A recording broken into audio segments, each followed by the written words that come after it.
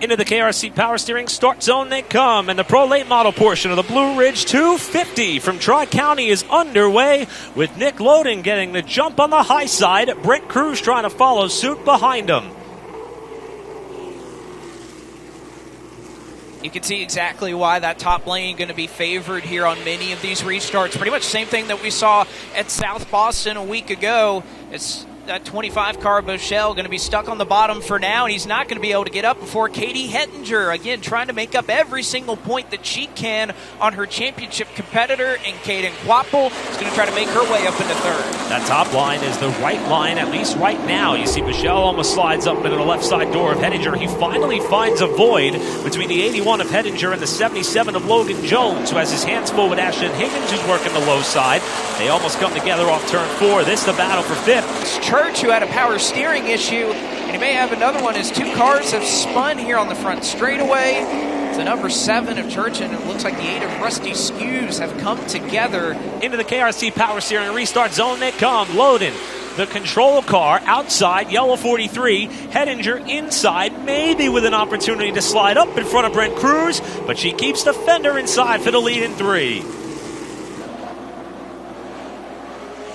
What a great drive she got through the center of the corner and off of turn number 4. As Loden he just almost got a little bit high. She's not quite clear, but what a restart this would be for Hettinger if she's able to pass Loden, and it looks like she has a spot up there. So Katie Hettinger from the bottom, what a drive. She has a lot of speed in that car, and a great restart to lead her first laps in the Solid Rock Carriers Car Store. Hettinger, who has been the model of consistency in 2023, now out in front of this field, while Ashton Higgins tries to make the bottom work for himself as well in car number 9. Both drivers very respectful about it, but almost a mirror shot of what we saw 2 weeks ago at South Boston. Butcher this time on the offensive and trying to make his way as he'll slide up the racetrack, and they'll be door-to-door off the corner. Almost not enough room there for Loden to exit. And look who's lurking. Kaden Quapple right there. Wow. Just enters the picture in 4th and sees these two rubbing side to side in that battle for second place. This is allowing Hettinger to break free. Contact there. Off the corner they come. Cruz may get the spot. They're not done bouncing off each other in 3. They're racing hard in front of him. If you're Kaden Quapple, you got to think big picture. There's probably a competition caution coming up here. You really got to manage this. This is right in front of your championship leader. Loden almost up to the fuel cell of Brent Cruz on the home stretch, and now here comes Quapple on the bottom side of the 43 for 3rd. And Quapple had to check up there to not get in the back of Loden. Again, you have to be smart here. You have to think points. You're down 4, but you want to make up those spots. You just don't want to lose it all right here. And that was so close between he and Nick Loden. But heads up driving there to recognize that Loden was going to try to take that spot. He hit Loden almost in the wall off of turn 4. Nick Loden was very honest in his pre-race interview with Jacqueline Drake about how he does not have a lot of experience at this racetrack. Sat out the first race due to an injury he sustained at North Wilkesboro, and then had an issue 30 laps into the race here last August. He's learning what it's like to compete at this racetrack. As that fight continues on for position, Michelle now runs way up the racetrack, and the caution is out.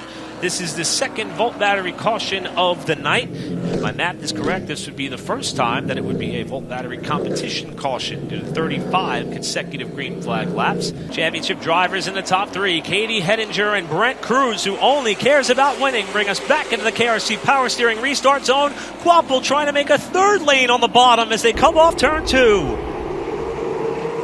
He has the opportunity, though. He can get clear of Bochelle. He almost drove into the back of the 28 car, just trying to build some speed and make sure he got up to the top side. He did. So the bleeding done for now, but do you try to balance that with making a run on Nick Loden, who's fallen back a little bit late?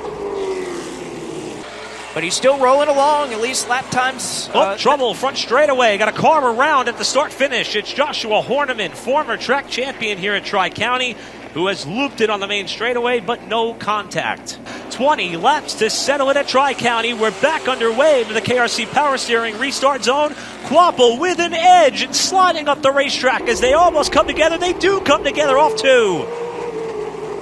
A touch and a nudge for the lead and for the championship here at Tri-County. You have to wonder if perhaps Katie Hettinger has a little bit of a tire rub there after the contact that they made. Quapple, though, able to drive it in on the bottom. Hettinger still with just a nose up top. They nearly touch once again off of turn number 2. Quapple tried to throw a shoulder, and Hettinger wouldn't let it happen. Behind them, side by side for third. Hettinger back alongside Quapple for the race lead in 1. Just trying to get rolling and stay to the outside of that 96 Oh! car. Oh no! They hit! Hettinger spins out, and the rest of the field is going to pile in. Heavy carnage as they wad him up. Ashton Higgins, Brent Cruz, Nick Loden involved. As it looks like Caden Quapple being put to the tail end of the field. And again, this is written in the Karts Tour rulebook that if there is a driver that is single-handedly deemed at fault for an incident, they do have the option of being put at the tail end of the field, and it would look like that is the case here for Caden Quapple. 18 laps to go into the KRC power steering restart zone they come, and Boschel is on the button and gone. Higgins tries to rim ride as we got a crash. Hettinger and Quapple crash into turn number 1.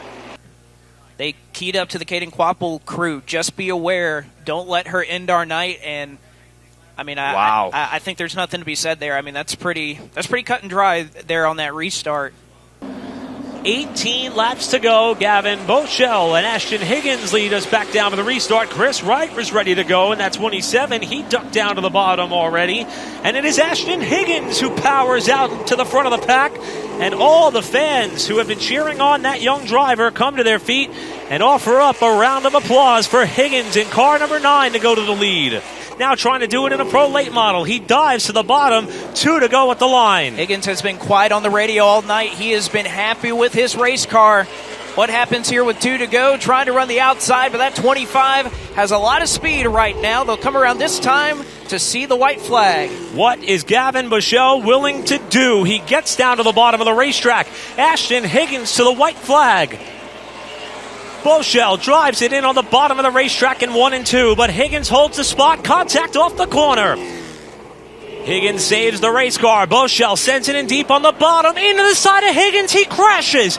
Gavin Boschel through for the win as Higgins slams the wall. The opportunity to review, and you can see Higgins jumping out. He is not a happy camper as he is running down, and he is not happy as he punches the windshield of Gavin Boschel. What a topsy-turvy racing day for Caden Quapple, who is out of the car and celebrating in victory lane in what is going to be a championship extending race victory, his 3rd win of the season.